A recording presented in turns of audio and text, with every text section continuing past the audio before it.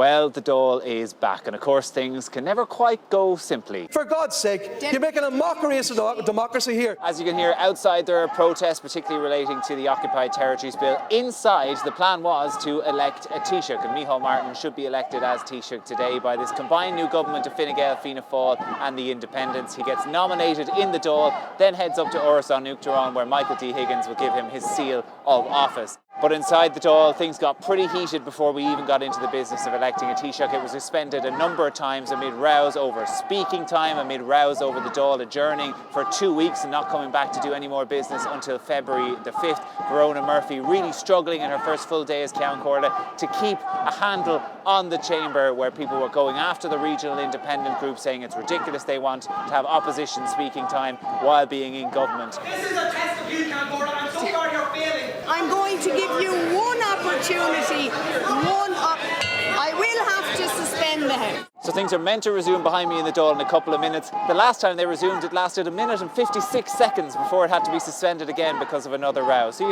start as you mean to go on. We are not going to take 5 years of being pushed out. Suspend the House for 30 minutes, thank you very much. We're here at Áras an Uachtaráin, where Micheál Martin was due to arrive to become Taoiseach at about 2 o'clock this afternoon. That didn't happen. I now proceed with the order of business, Deputy Ceann Comhairle.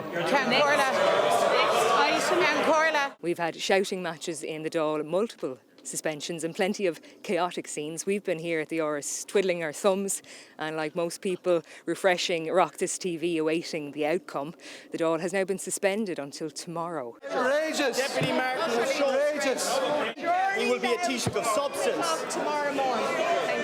Because every day... So, a pretty unprecedented day. Not a great start for the new government. In fact, we don't even have a new government yet. Tomorrow is a new day. We'll see what happens then.